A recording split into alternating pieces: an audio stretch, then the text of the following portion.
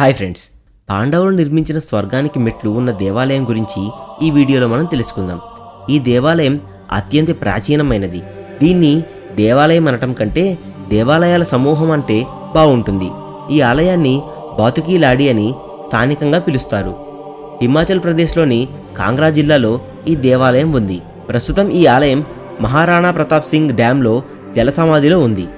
సుమారు 8 నెలల పాటు నీటిలో మునిగి కనిపిస్తుంది. మిగిలిన 4 నెలలు మాత్రమే భూమిపై ఉంటుంది.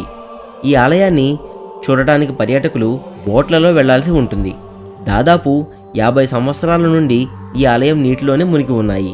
ఇక్కడ ప్రచారంలో ఉన్న పురాణాల కథ ప్రకారం స్వర్గానికి వెళ్లే మెట్లు ఉన్నాయని, వీటిని 5000 సంవత్సరాల పూర్వం పాండవులు నిర్మించారని, అజ్ఞాతవాసంలో ఉన్నప్పుడు నిర్మించారని అంటారు. పాండవులు తమ అజ్ఞాతవాసంలో అనేక శివాలయాలను నిర్మించారు.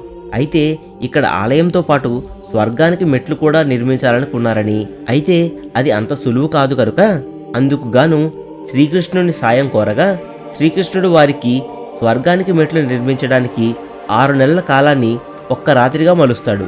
ఇక వారు సూర్యుడిని కానీ ఎలాంటి వెలుగు కానీ చూడకూడదు. ఒకవేళ చూసినట్లయితే ఆ నిర్మాణాన్ని ఆపివేయాలి.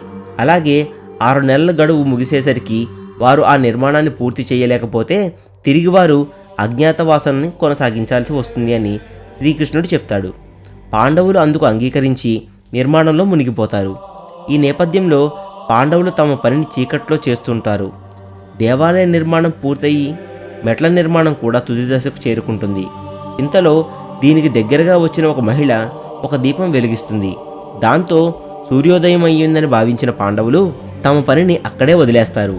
అందుకే మెట్ల మార్గం పూర్తి కాలేదని చెప్తారు ఇక్కడ వారు. అటుపై పాండవులు శ్రీకృష్ణుడికి చేసిన వాగ్దానం ప్రకారం మెట్ల మార్గాన్ని ఆపేసి అజ్ఞాతవాసం కొనసాగిస్తారు.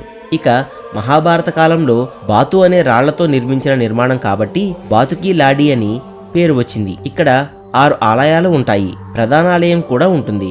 చిన్న ఆలయంలో విష్ణువు మొదలైన దేవతలు ఉంటారు. ప్రధాన ఆలయంలో మాత్రం ఆ పరమశివుడి లింగం ఉంటుంది.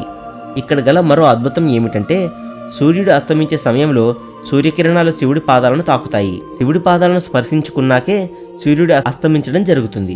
ఆ విధంగా ఆలయ నిర్మాణం జరిగింది. ఇక 4 నెలల పాటు భూమిపై ఈ ఆలయం ఉన్నంతకాలం సూర్యుడు ఆ శివుని పాదాలు తాకకుండా అస్తమించడం జరగదు. పాండవులు నిర్మించిన ఈ దేవాలయం చాలా ప్రసిద్ధ పుణ్యక్షేత్రం. కేవలం 4 నెలల పాటు మాత్రమే పూజలందుకుంటుంది ఈ ఆలయం.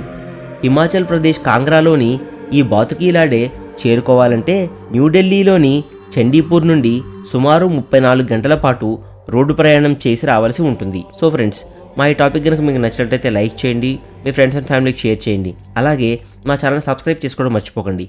Thank you for watching this video.